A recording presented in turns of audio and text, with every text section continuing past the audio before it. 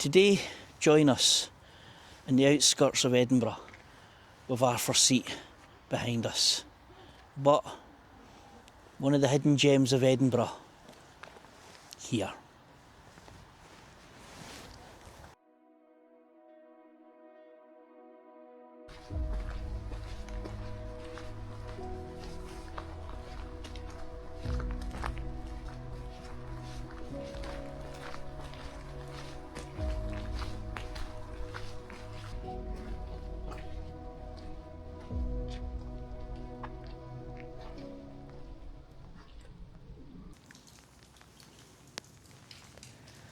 Welcome to Edinburgh's other castle.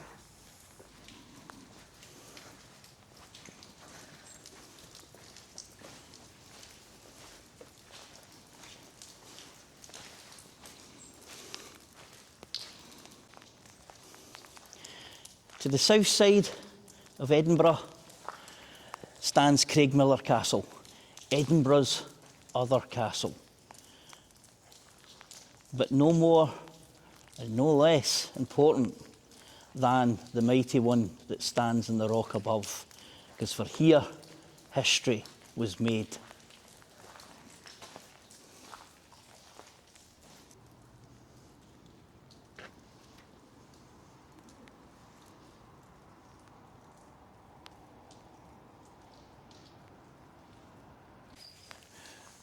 So here at Craigmillar Castle, you have three distinct areas of building in the castle. Behind us is the original tower keep. And as you come through the gate to the left-hand side is the Renaissance era building, which gave them a level of opulence that castles, hence before this point, didn't have. And then you have the Gilmore Range over to the other side. So let's explore this amazing castle.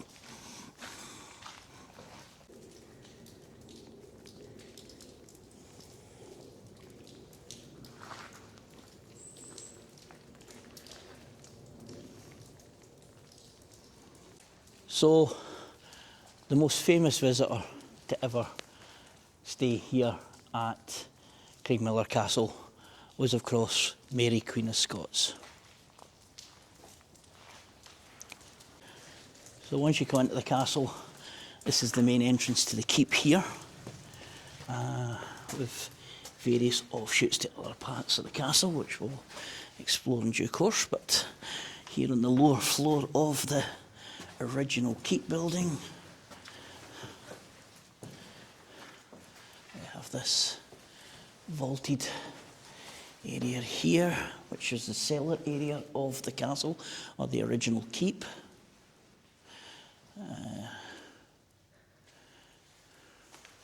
And it was a two-storey cellar, so you can see the ridge where the wooden second floor would have sat.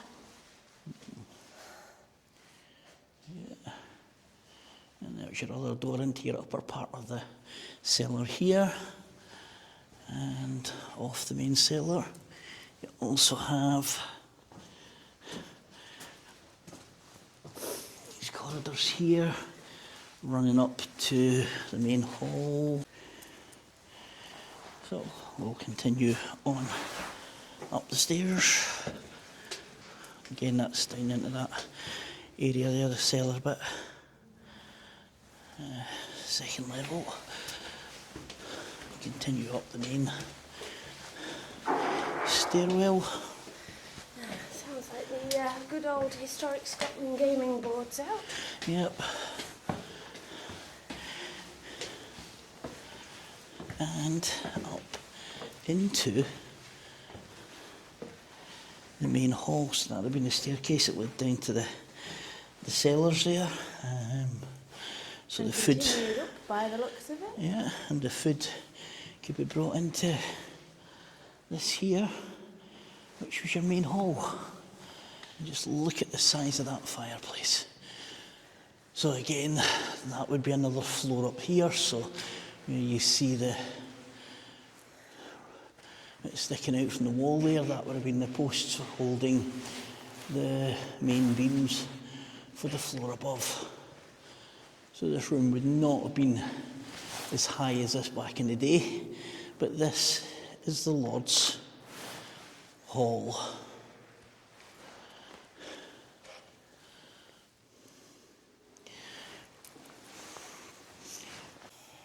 So yeah, you've got a great big fireplace here, and you've got your alcove windows, nice bits for sitting in, to admire the views over what would have been absolutely nothing. You know, you've got Arthur's Seat there at the side there. You would not have any houses in this area. This would all been part of the Royal Park and such like here. It wasn't until much, much later into the 19th century you really started to see this side of Edinburgh starting to grow. Before that, it was an area for lords and them that could afford it.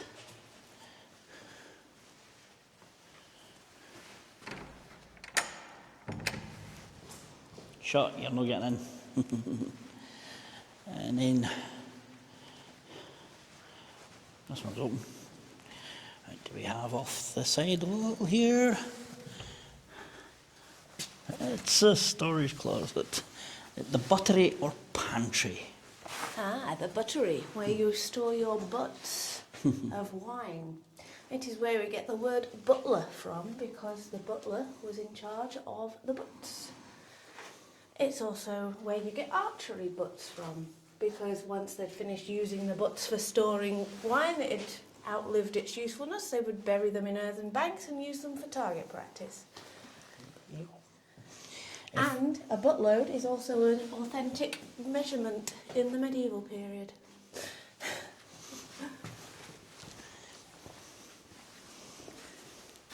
The Scots have their own term of measurement as well, Aye. but we'll not go into that.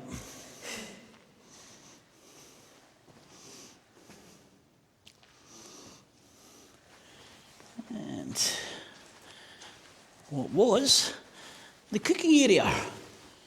So, food would have been prepared for the Great Hall feasts and for food just here, right next to the hall. This is very unusual.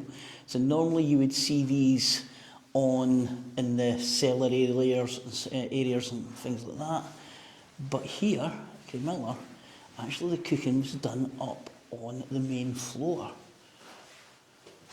So you've got your bread ovens, you've got a nice big fireplace there for your main cooking pots, which were multi-layered. That would have been open there and allowing heat also through into these areas here. And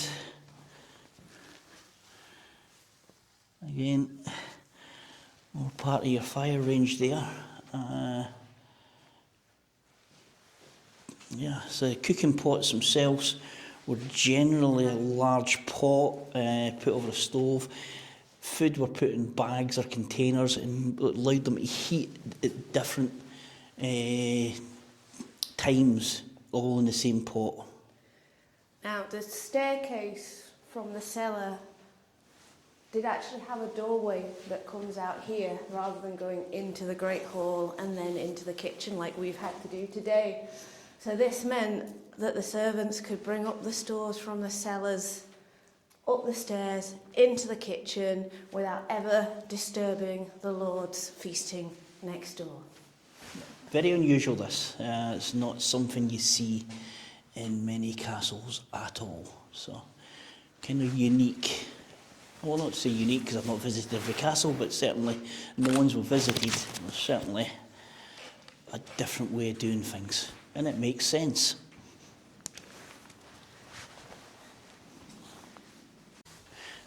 So we're going to go up to the next level. And still remaining in the main keep.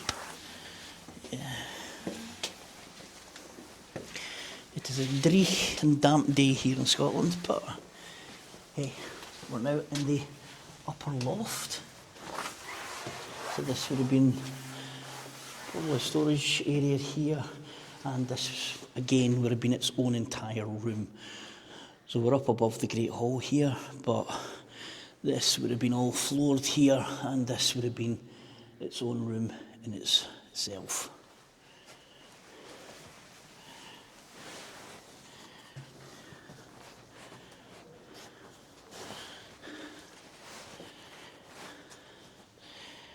And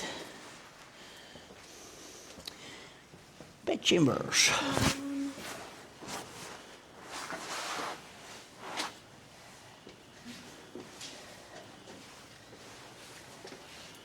So you can see Edinburgh sprawling all the way out there, heading east, but you know, this part here would all have been parkland originally. Nice look down into one of the areas that was still to visit. But here, in this room, I do believe a very famous lady rested and recuperated. In 1566, when Mary visited this castle, she fell ill and was forced into a prolonged stay at this castle. And it would be a stay that would change not only the course of her own life, but the course of Scotland's history. So while Mary was recuperating here at the castle, her lords didn't like her husband. Needless to say, Mary didn't like him very much either. But they would come up with a plot. It became known as the Craigmillar Bond. And it was a plot to have Lord Darnley killed. So of course the plot that was actually hatched here at Craigmillar would actually take place at Holyrood Palace. They would attempt to blow up Lord Darnley as he sat in a room one day. He managed to survive the explosion, but as he made his way out through the rubble of what was left of the wall of the building, the plotters were waiting outside with cold steel to seal his fate. What, you mean he didn't trip and fall on his sword accidentally while he was escaping the fire from the explosion? No, that tended to be the excuse the Stuarts would use for their misdeeds. How do we know this was a room of great importance? Because they had their own personal toilet.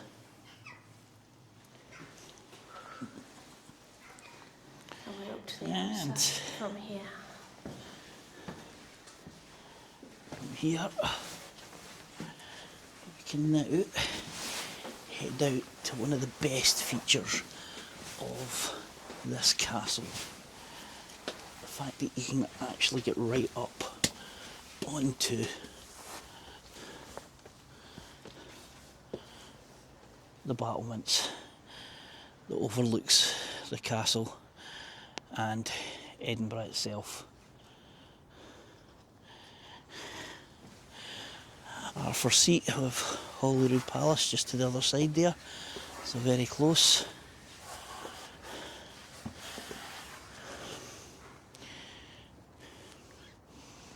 Here you can see the roof itself, a view that we've usually got to put the drone up to find.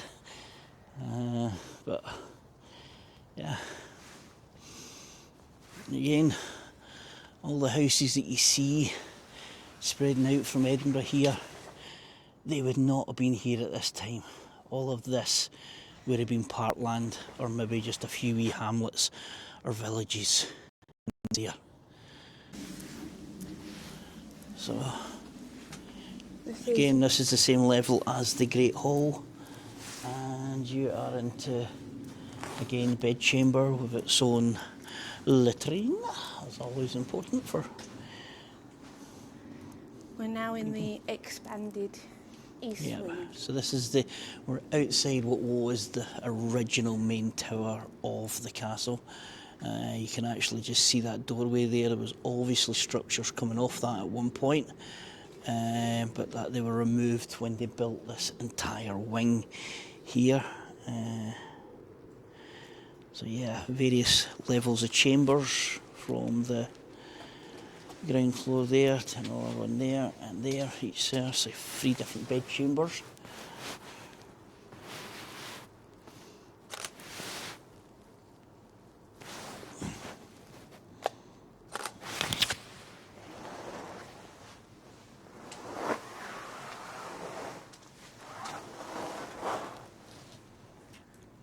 And the various doorways into each of the chambers.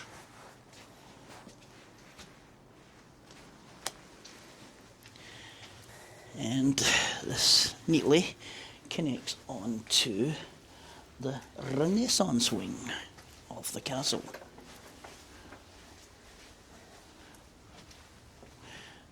So built during the Renaissance period. This was an area with a gallery here,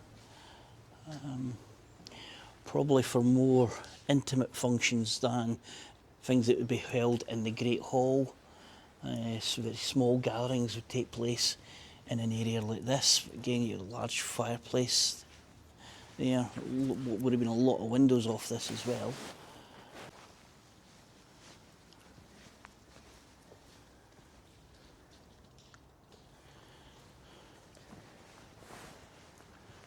This looks like it would have been a very grand, brightly lit room, judging by the abundance of windows. Yeah. But notice how, even though it's a gallery and it was built for pleasure, it's still incredibly defensive, because all of the large windows are only on the outside, on the inside into the courtyard. Yeah. That side there with the wall walk is completely just walls. Yeah.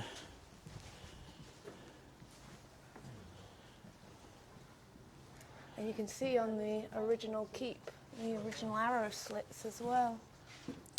Oh yeah, yep. So there, yeah. So somebody expected trouble when they built it.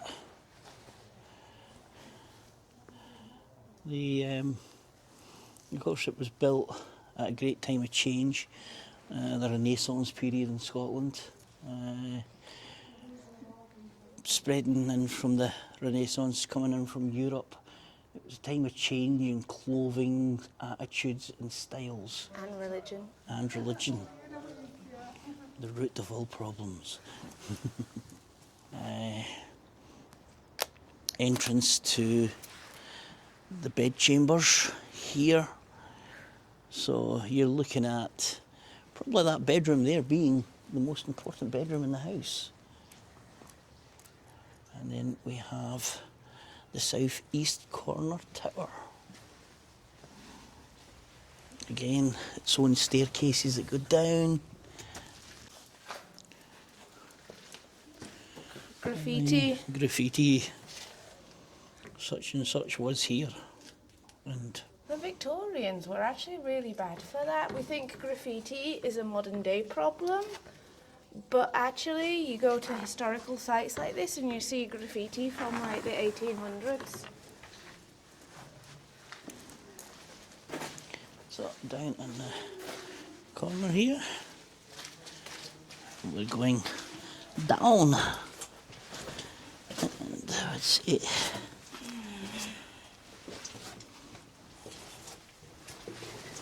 The prison.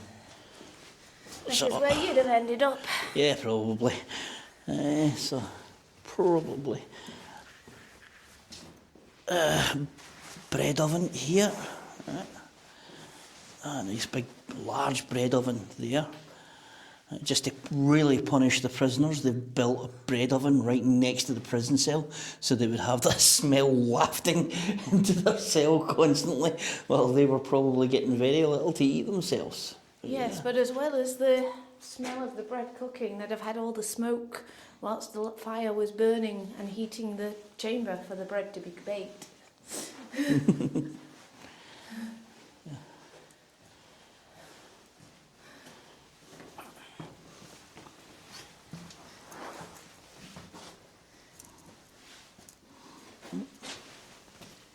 That looks like it's a wee drain. Yeah, to drain the courtyard. Yeah.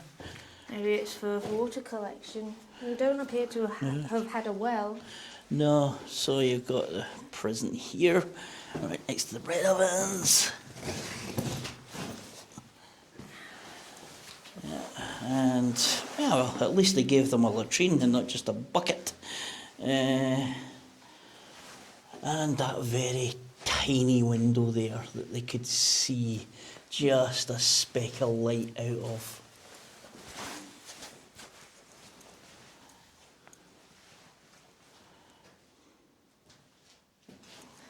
It's not the worst prison I've seen in the castle, but... Yes, but of course, this was the prison for the commoners. If you were moneyed or a lord, you would have been held in confinement, but you would have got a suite of rooms. Yeah, or part of the Renaissance wing of the castle itself. Again, corridor heading, and those grand bedrooms that we've seen from above. Again, we're looking down into them, so this is the next level down, so I would safely say that the most important bedroom was the one up there straight off the hall.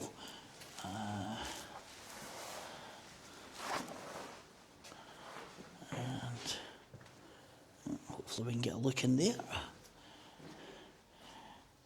And You have a very large fireplace. yeah, very large fireplace. This was the castle kitchen. Yeah, so Built during repairs after English troops burnt and destroyed Craigmillar. Part of the rough wooing. So yes, it did fall under attack from Henry the Eighth of England's troops during a time when he was trying to force Scotland into, quite literally, forcing his offspring upon the offspring of the Scottish kings and queens. And it would eventually work. There was a period called the Rough Wooing to force Scotland into something that it didn't want, because quite usually Scotland's alliances and allegiances would have stayed with the likes of France and even the friendship with the Norwegians and such like. Alliances with England did not come naturally to the Scots.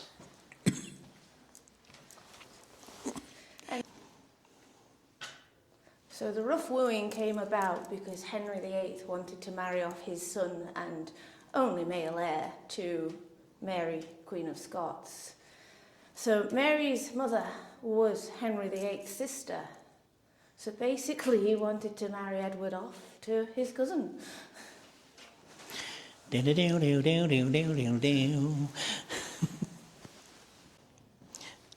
Of course, the Scots were having none of Henry's ploys, and they married Mary off to the Dauphin of France instead.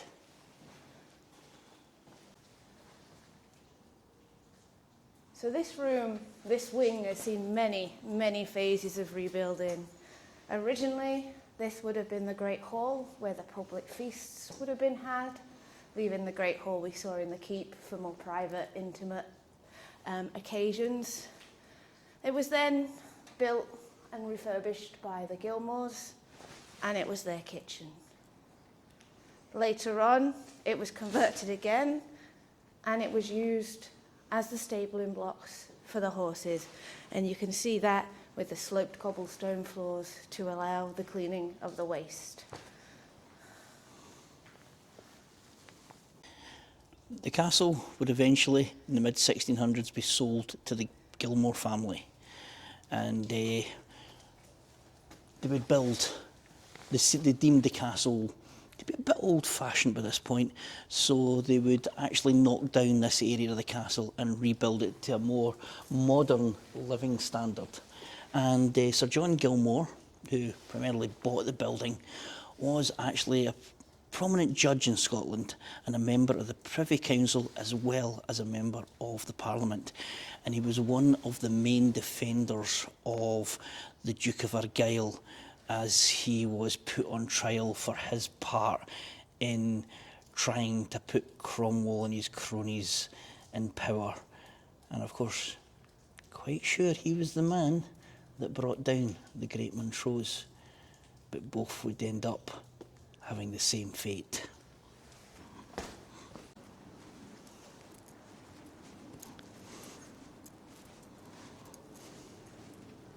Oh wow, that's a nice view.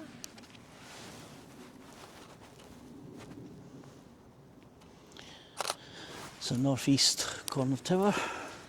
Welcome to Scotland. If you don't like the weather, just wait 5 minutes. Water inlet. So we've not been able to find where the well was inside the castle, so they must have used a lot of the natural rainwater being drained off and into buckets and such like for the water supplies. Look at that gun loop pointing right down on us as we walk through the gate and the tower. No, straight ahead. Oh yeah, as you walk straight through here, as you get through here, there's a gun loop pointing straight at this doorway.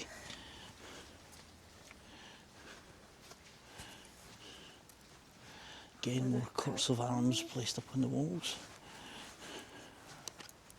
Oh, I found the well. Ah, there we go. So,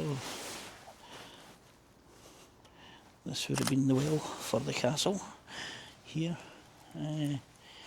inside another walled area inside the walled area of the castle itself. So, we have the chapel to our side.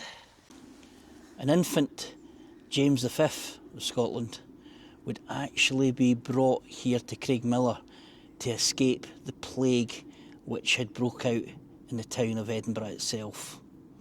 So here in the countryside, the young infant was brought to relative safety.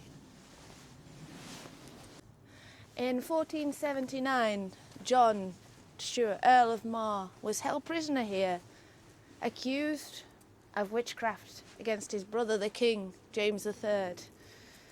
He died under mysterious circumstances. The Stuarts in mysterious circumstances. Go figure.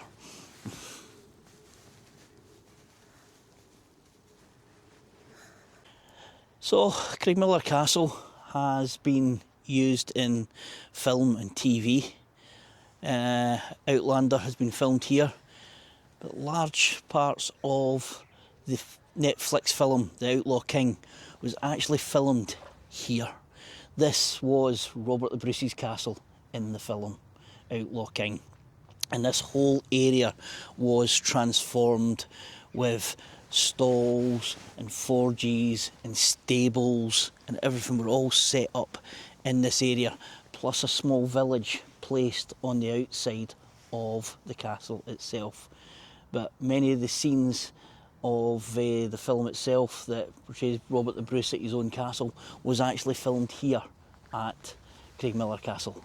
And I should know, because I was here and I was in it. It's also in the Eurovision Song Contest film. So next time you visit Edinburgh and you're looking for something to do, don't go to that other castle. Come to this one and explore Craigmillar Castle.